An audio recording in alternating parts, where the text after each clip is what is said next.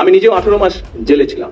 লক্ষ কোটি টাকা পাচার হয়ে গিয়েছে। আমরা এই দুর্নীতিটাকে রোধ করতে চাই, কারণ এটা জনগণের টাকা। দর্শক দেখতে পাচ্ছেন বিস্ফোরক মন্তব্য করায় তারেক রহমানের উপর বগুড়ায় আক্রমণ হয়েছে, তার গাড়ি ভাঙচুর করছে আওয়ামী লীগ জামাত। এদিকে আজ প্রধানমন্ত্রী তারেক রহমান বগুড়ায় গিয়ে কঠিন তুপের মুখে পড়ে জামাত এবং আওয়ামী লীগের পরিকল্পনায়।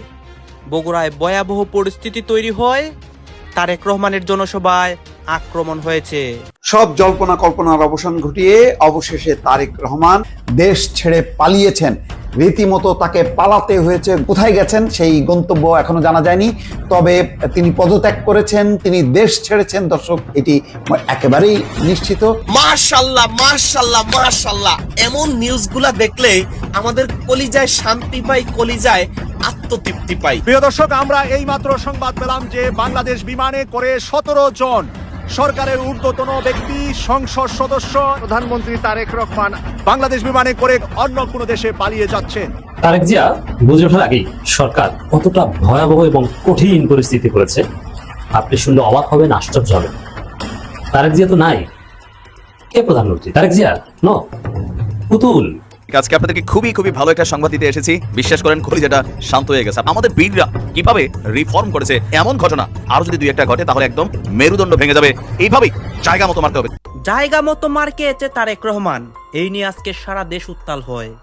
দর্শক শ্রোতা, আজকে তারেক রহমান বগুড়া গিয়েছেন, সেইখানে গিয়ে বিস্ফোরক মন্তব্য দেন। সেই মন্তব্যের কারণেই জামাত কর্মীরা, আওয়ামী লীগ, কেপি গিয়ে তার উপর অ্যাটাক করে এবং দেশের মধ্যে এবং বগুড়ার রাজপথে নতুন একটা পরিস্থিতি তৈরি হয়। সর্বশেষ তারেক রহমান একটি কঠিন সিদ্ধান্ত নেন, অনেকেই দেশ ছেড়ে পালিয়ে যাচ্ছে। আপনারা সম্পূর্ণ ভিডিও দেখবেন, তারেক রহমানের সর্বশেষ অবস্থা এবং বগুড়ার বর্তমান অবস্থা সবকিছু দেখতে পারবেন এই একটি ভিডিওতে, এবং তারেক রহমানের বক্তব্যে যা যা বলেছেন সেই সব দেখতে পারবেন। লক্ষ কোটি টাকা পাচার হয়ে গিয়েছে। আমরা এই দুর্নীতিটাকে রোধ করতে চাই, কারণ এটা জনগণের টাকা। সেই টাকা দিয়ে আমরা ফ্যামিলি কার্ড করব ইনশাল্লাহ, সেই টাকা দিয়ে আমরা কৃষক কার্ড করব ইনশাল্লাহ। দেশকে যদি সামনের দিকে নিয়ে যেতে হয়, নারী এবং পুরুষ দুইজনকে সমানভাবে আমরা রাষ্ট্র থেকে সহযোগিতা করতে চাই। আপনারা হয়তো কোটিপতি হবেন না, আমরা ফ্যামিলি কার্ডের মাধ্যমে আমরা চাই যে নারীরা যাতে স্বাবলম্বী হতে পারে। প্রথমেই তো জিজ্ঞেস করেছি ভালো আছেন, কেমন আছেন, তাই না? তাহলে ওই চ্যাপ্টার শেষ। এখন আমরা এই মাঠে যে আজকে একত্রিত হলাম, প্রথমেই আমি দুটো কারণের জন্য আল্লাহর দরবারে শুকরিয়া আদায় করছি। এক, আজ বহু বছর পরে, এক যুগের প্রায় 2 যুগের সমান হবে, এই 2 যুগ পরে এই নিজের গ্রামের বাড়িতে, নিজের এলাকায়, এই স্কুল মাঠে, এই কলেজ মাঠে আজ আবার আপনাদের সাথে একত্রিত হতে পেরেছি, আপনাদের সামনে কথা বলতে পেরেছি। এর জন্য আল্লাহর দরবারে শুকরিয়া আদায় করি। আর গত প্রায় 10 বছর ধরে যেই পরিকল্পনাটি আস্তে আস্তে ছক এঁকেছি, সেই পরিকল্পনার অনেকগুলো পরিকল্পনার একটি পরিকল্পনা ছিল ফ্যামিলি কার্ড। আল্লাহর কাছে হাজারো লক্ষ কোটি শুকরিয়া যে আজ এই নিজের বাড়িতে মা বোনদেরকে এই ফ্যামিলি কার্ড দেওয়ার মতন অবস্থায় এসছে, এই বাস্তবায়ন করতে পেরেছি আলহামদুলিল্লাহ। সেই জন্য আল্লাহর দরবারে শুকরিয়া আদায় করি। এখন মা বোনেরা, ভাইয়েরাও সহ এই যে ফ্যামিলি কার্ড আজকে এখানে 911 জনকে দেওয়া হয়েছে। 911 জন ইনশাল্লাহ পাবেন। দেবার কথা প্রথমে ছিল 900 কত, না বেশি ছিল একটু। মন্ত্রী সাহেব, 900 কত জন? 78 জন না কত? না, দিলাম তো 911 জন, কিন্তু প্রথমে ছিল 900 কত জনই? হ্যাঁ, 938 জন ছিল। কিন্তু তাহলে আপনাদের কাছে প্রশ্ন হতে পারে, কেন 38কে না দিয়ে 11কে দিলাম? কারণ হচ্ছে এই 911 জন মায়ের কাছে যে মোবাইলটা আছে সেটা ওনারা ব্যবহার করেন, আর এই যে 38 যাদেরকে আমরা বাদ দিয়েছি ওই মোবাইলগুলো স্বামী স্ত্রী দুইজনেই ব্যবহার করেন। সেই জন্য আমরা দেইনি। যদি স্বামী টাকাটার কথা না বলে স্ত্রীকে, এই জন্য আমরা দেইনি, যাতে মায়েরা টাকাটা পায়। আমাদের লক্ষ্য হচ্ছে, আমাদের উদ্দেশ্য হচ্ছে, আমরা এই সরকারের কোষাগার থেকে যে অর্থটা দিব, এই অর্থটা আমরা মায়েদের হাতে তুলে দিব, যাতে করে মায়েরা তাদের সন্তানদেরকে লেখাপড়া শেখাতে পারে, মায়েরা যাতে তাদের সন্তানদেরকে একটু ভালো খাওয়া দিতে পারে, এবং একই সাথে মায়েরা যাতে আস্তে আস্তে করে একটু টাকা জমিয়ে নিজেদের ছোটোখাটো ব্যবসা শুরু করতে পারে, যাতে সেখান থেকে আয় রুজি হয়। সেই জন্য আমরা চাই এই মায়েদেরকে দেব। কিন্তু এখন কেন আমরা এই ফ্যামিলি কার্ড মায়েদেরকে দিচ্ছি? মায়েদেরকে দেওয়ার কারণ হলো, এই যে আমাদের এই প্রিয় মাতৃভূমি বাংলাদেশ, এই বাংলাদেশে পুরুষ এবং মহিলা অর্ধেক, এই যে প্রায় 20 কোটি জনসংখ্যা, পুরুষ এবং মহিলা অর্ধেক। পুরুষরা তো যাচ্ছে চাকরি বাকরি করছে, ব্যবসা বাণিজ্য করছে, ঠিক আছে, আয় রুজি আছে, জমি জমা চাষ করছে, দোকানপাট আছে, ব্যবসা বাণিজ্য আছে, কিন্তু মায়েদেরকে যদি কোনো রকম সহযোগিতা না করা হয়, মারা যদি সচ্ছল না হয়, স্বাবলম্বী না হয়, তাহলে তো এই দেশকে এগোনো সম্ভব না। সম্ভব সংসার যখন সুন্দরভাবে চলে, শুধু একা স্বামী বা একা স্ত্রী সংসার সুন্দর করে চালাতে পারে না।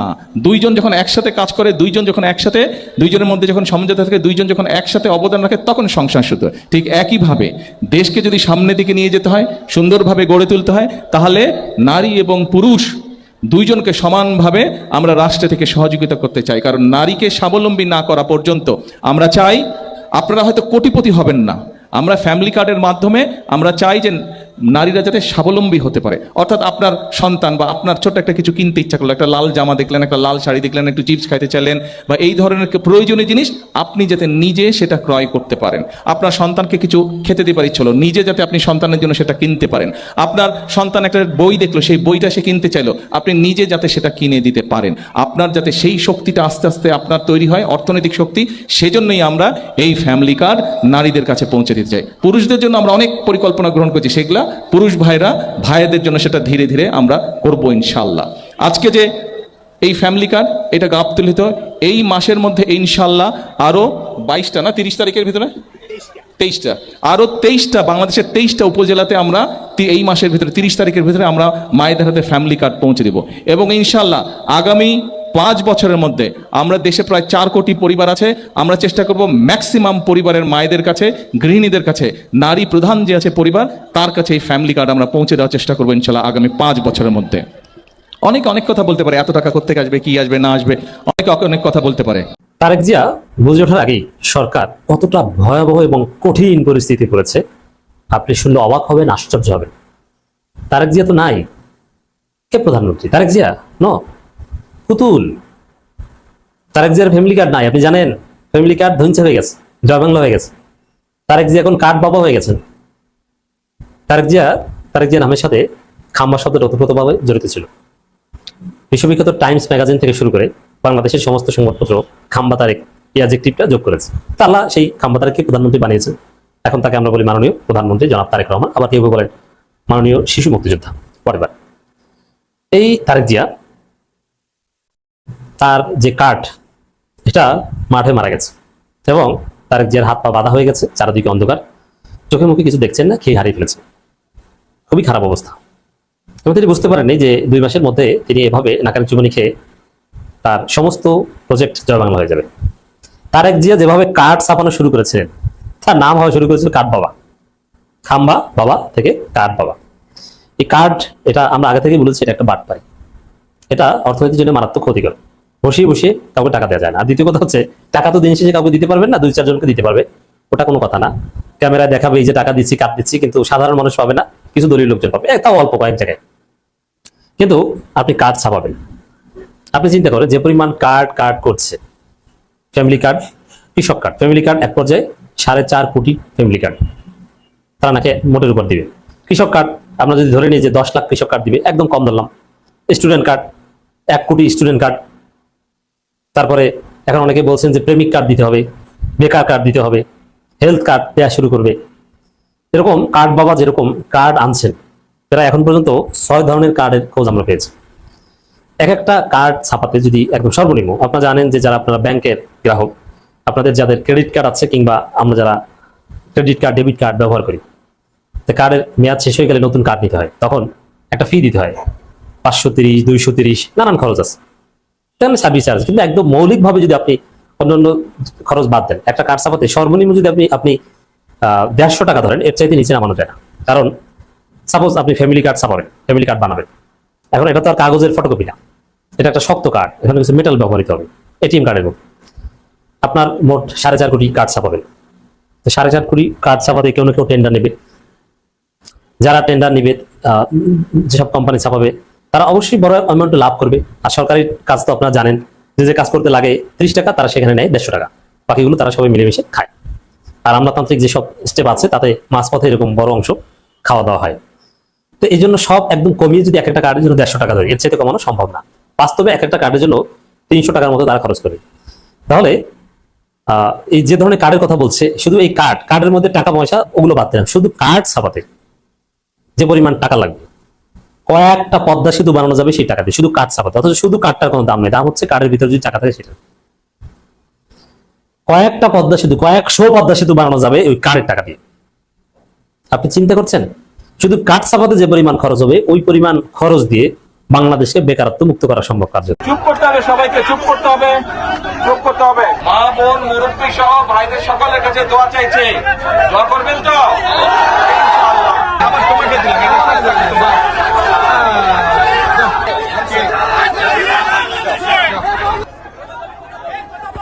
স্লোগান বন্ধ, স্লোগান বন্ধ। আমি কথা বলছি, স্লোগান বন্ধ। চুপ করতে হবে, সবাইকে চুপ করতে হবে, চুপ করতে হবে। সবাই কথা শুনতে পারবেন? হ্যাঁ, আচ্ছা। বিসমিল্লাহির রহমানির রহিম। প্রিয় ভাই বোনেরা, মুরব্বী বর্গ, আসসালামু আলাইকুম। কেমন আছেন সবাই? বহু বছর পরে আপনাদের সাথে দেখা হলো, ভালো আছেন সবাই? তুমি এটা খুলে না, আমি শুনতে পাচ্ছি না। আজকে বহু বছর পরে এসেছি, এই যে যাচ্ছি এখন বাগবাড়ে। বাগবাড়ে যাওয়ার মূল কারণ হচ্ছে আমরা প্রথমত খাল খনন করবো। অনেক খাল বন্ধ হয়ে গেছে, খালগুলা খনন করবো। তারপরে ওখানে যে বাচ্চাদের হাম সারা দেশে যে অসুখ হচ্ছে, এই হামের অসুখের টিকা গত 2-2.5 বছর ধরে কেউ আনে নাই। এই যখন অসুখ শুয়েছে আমরা তাড়াতাড়ি এই টাকা বিদেশ থেকে নিয়ে আসি। বাচ্চাদের এই টিকা দেওয়াটা আজকে আনুষ্ঠানিকভাবে সারা দেশে উদ্বোধন হবে। আমি গাবতলীতে উদ্বোধন করব। আর একই সাথে মনে আছে নির্বাচনের সময় বলছিলাম মায়েদের হাতে ফ্যামিলি কার্ড দিব, মনে আছে ফ্যামিলি কার্ড? ওই ফ্যামিলি কার্ড ইনশাল্লাহ ওই ফ্যামিলি কার্ড তুলে দিব। ফ্যামিলি কার্ডের পাইলট প্রজেক্ট আমরা শুরু করেছি, আরো 1 মাস আগে ইনশাল্লাহ ফ্যামিলি কার্ড শুরু দিব।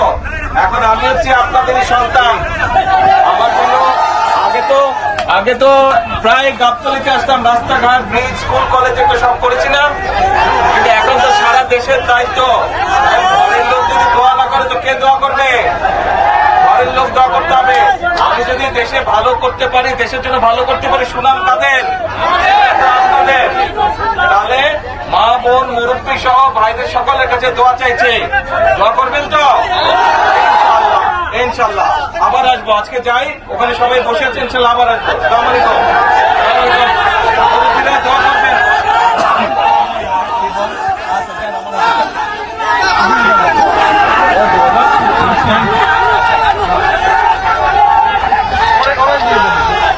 আচ্ছা, এটা আবার তোমাকে দিলাম, এটা সব লাগবে তোমার।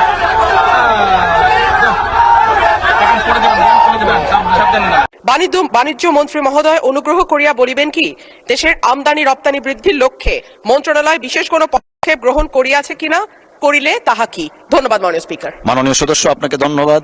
তারকা চিহ্নিত প্রশ্ন 580 মহান সংসদে উত্থাপিত মাননীয় বাণিজ্য মন্ত্রী জনাব খন্দকার আব্দুল মুক্তাদির। মাননীয় স্পিকার, আপনাকে এবং আপনার মাধ্যমে প্রশ্নকর্তা সদস্যকে ধন্যবাদ। বাংলাদেশের রপ্তানি বাজার সম্প্রসারণ ও বিনিয়োগ আকর্ষণ করার জন্য সরকার প্রাচ্য, দূরপ্রাচ্য, ইউরোপ, আফ্রিকা ও মধ্যপ্রাচ্যের গুরুত্বপূর্ণ রাষ্ট্র, অর্থনৈতিক জোট ও অঞ্চলের সাথে দ্বিপাক্ষিক, বহুপাক্ষিক পর্যায়ে কৌশলগত ফ্রি ট্রেড গঠনে FTA এগ্রিমেন্ট করার জন্য অগ্রাধিকার দিয়েছে। জাতীয় স্বার্থ সুরক্ষা নিশ্চিত করে কৃষি, শিল্প ও সেবা খাতের প্রতিযোগিতামূলক সক্ষমতা বিবেচনায় নিয়ে পর্যায়ক্রমে শুল্ক হ্রাস, অশুল্ক বাধা কমানো, বাজার প্রবেশাধিকার বৃদ্ধি এবং প্রযুক্তি ও বিনিয়োগ সহযোগিতা জোরদার করা হবে, যাতে রপ্তানির বৈচিত্র্য বাড়ে, কর্মসংস্থান সৃষ্টি হয় এবং অর্থনীতি দীর্ঘমেয়াদে। মাননীয় মন্ত্রী, এটা অনেক বড়, 3 পৃষ্ঠার, পঠিত বলে গণ্য হবে। আপনাকে অসংখ্য ধন্যবাদ। ধন্যবাদ। মাননীয় সদস্য, আপনি একটি সম্পূর্ণ প্রশ্ন করতে পারেন। Thank you. মাননীয় স্পিকার, আপনাকে ধন্যবাদ। মাননীয় স্পিকার, আমাদের ইসরায়েল এবং ইরানের যে যুদ্ধ, সেই কারণে আমাদের তেলের মূল্য এবং তেলের প্রাপ্যতা দুটোই কিন্তু অনিশ্চিতের দিকে। আমি আপনার মাধ্যমে মাননীয় মন্ত্রীর কাছে জানতে চাই, বাংলাদেশের মূল্যস্ফীতি বহুদিন ধরেই ডাবল ডিজিটে ছিল, এখন সেটা 9% কিছু উপরে, খাদ্যদ্রব্য বিশেষ করে। মূল্যস্ফীতি নিয়ন্ত্রণে আমাদের মাননীয় মন্ত্রী কোনো পদক্ষেপ নেবেন কিনা এবং নিলে সেটি কি? ধন্যবাদ মাননীয় স্পিকার। ধন্যবাদ মাননীয় সদস্য। মাননীয় মন্ত্রী। ধন্যবাদ মাননীয় স্পিকার, এবং আপনার মাধ্যমে প্রশ্নকর্তা সদস্যকেও ধন্যবাদ। প্রথম কথা হলো, আমাদের জ্বালানি মন্ত্রী আগে তাকিয়েছেন আমার দিকে। প্রথম কথা হলো, মূল্যস্ফীতিটা সেইভাবে বৃদ্ধি পাবে না কেন, এটা একটু বোঝা দরকার। সারা পৃথিবীতে জ্বালানি তেলের মূল্য যে অনুপাতে, যে রেশিওতে বৃদ্ধি পেয়েছে, তার তুলনায় বাংলাদেশের যে মূল্য বৃদ্ধি হয়েছে সেটা নিতান্তই। আপনি আমেরিকায় স্টেট টু স্টেট ভেরি করে তাদের নিজস্ব ট্যাক্সের কারণে। এই যুদ্ধ শুরু হওয়ার আগে অনেক স্টেটে $2.80 70 সেন্ট ছিল পার গ্যালন, মানে 4.5 লিটার। সেটি $5 ছাড়িয়ে গিয়েছে বিভিন্ন স্টেটে। এবং আপনি আশেপাশের যে কোনো দেশ অথবা বাংলাদেশের দর্শক আপনারা তো দেখলেন এখানে কি কথা হচ্ছে, অনেকে কিন্তু অনেক কথা বলতেছে, অনেকে আলোচনা করতেছে, অনেকে সমালোচনা করতেছে দেশের বিভিন্ন অবস্থা এবং পরিস্থিতি নিয়ে। বিশেষ করে এইখানে আমরা দেখতে পাচ্ছি দেশের রাজনীতির প্রেক্ষাপট নিয়ে কথা হয়, আরও অনেক বিষয় নিয়ে কথা হয়। গাইস, এই বিষয়গুলো দেখে এবং দেশের রাজনীতির প্রেক্ষাপটগুলো নিয়ে আপনার মন্তব্য কি? আপনার গুরুত্বপূর্ণ মন্তব্যটা অবশ্যই আপনারা আমাদের কমেন্ট বক্সে লিখে যাবেন। সর্বশেষ আপনাদের কাছে আমাদের রিকোয়েস্ট থাকবে, আপনারা আমাদের চ্যানেলে নতুন দর্শক হয়ে থাকলে চ্যানেলটি সাবস্ক্রাইব করবেন এবং পাশে থাকা বেল বাটনটি বাজাবেন, যাতে করে নেক্সট ভিডিওটা সবার আগে আপনাদের কাছে পৌঁছে যায়। ধন্যবাদ।